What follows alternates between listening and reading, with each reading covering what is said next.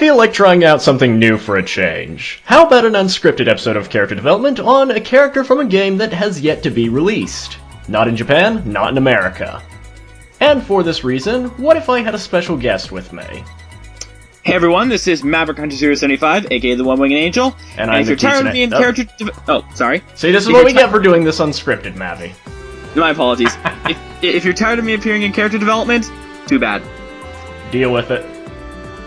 Yep. So, the character in question today is one of the characters revealed for the new Hyperdimension Neptunia game, which is, if I'm not mistaken, Victory 2, is it called? Yes, I do believe it is entitled Hyperdimension Neptunia V2, or Victory 2, whichever one you want to call it, which is weird, because if in the canon, it actually is the 7th game if you count spin-offs. Either way, recently there were 4 new characters announced for the game, based off of Konami, Capcom, Namco, and Square Enix. And today we're elaborating on the Square Enix character, whose name is S-Sha. At least that's how we think it's pronounced. Now keep in mind, this is probably just a beta name, so we can't really divulge much into the etymology of that. And at the same time, not much has been revealed about her. In fact, all we've really seen are a few screenshots, which is in Japanese, which unfortunately neither of us can read, and of course her character design, which is what we're going to be analyzing today. So, as we repeat ourselves, I'm the Kitsune Hawk. And I'm the One-Winged Angel. And this is our first episode of Unscripted Character Development. Get out your pencils, trivia enthusiasts. There's going to be a test later. Okay, I'm writing that one down. So, where to begin with S-Sha? Perhaps with some of the more obvious references. If you didn't immediately get this while looking at S-Sha, she probably reminds you a lot of Lightning, doesn't she? Yes, namely her design from Final Fantasy XIII-3, which a lot of people say is somewhat of a goofy design, but it's quite evident that a lot of her S-Sha's design was based off of this, namely with the belt garment and the weird, leg cape things. I don't know what you call them.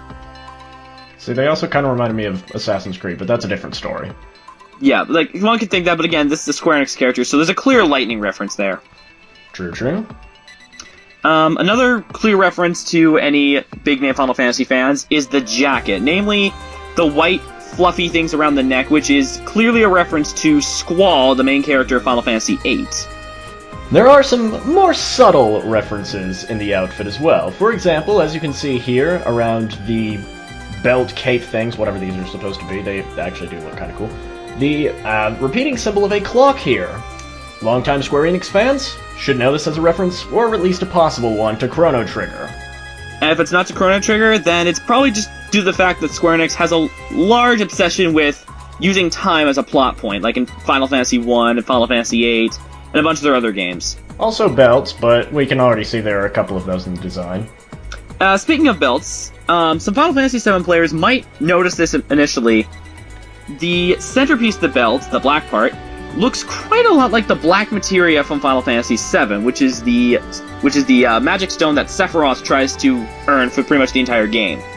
Another detail that you may or may not have missed is the actual shape of the zipper on the jacket, which bears very many similarities to one of the Keyblades from the Kingdom Hearts series. Yep. And due to the fact that, it's a key, so of course people are going to jump to that conclusion. Also, this one's a little more subtle, but if you notice her arms, you notice that one of them has a black sleeve while the other one doesn't. This is a reference to Cloud's redesign in Final Fantasy VII Advent Children and Kingdom Hearts 2, in which he has only one black sleeve. Granted, it was on the other arm, but it's clear that could be a major reference on what that is. And lastly, we're not too sure on this one ourselves, but her earring looks very similar to the Magicites from Final Fantasy VI, albeit with probably a copyright-avoiding redesign. Yeah, but we're a little unsure of what it could be, but that's what we're leaning towards. But considering that, as we have repeated many times, this is from a game that has not been released in any region, this is definitely not all of what we were going to be seeing out of S-Sha so far. So we might do a full episode when the game comes out in Japan, at least. But for now, we just wanted to give you guys a taste of some of the interesting creative processes that are going on at Idea Factory and Compile Hard. Yep. Oh, and on a side note, like we were saying, S-Sha is probably a code name for the character. And jokingly before we recorded this, I said, what would happen if they named the character Squeenix? Just, you got this really epic design character, Squeenix. It's like the opposite of Squiggly, don't you think? Yeah, kind of. And shameless plug-in, now that you've done this episode of character development, feel free to check out some of the other ones, including the most recent one, Squiggly. Oh, I forgot about that. Yeah, it's the most recent episode. That statement worked.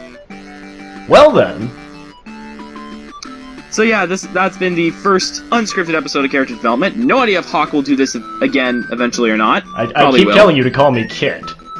My apologies, Kit. I'm just so used to calling you Hawk.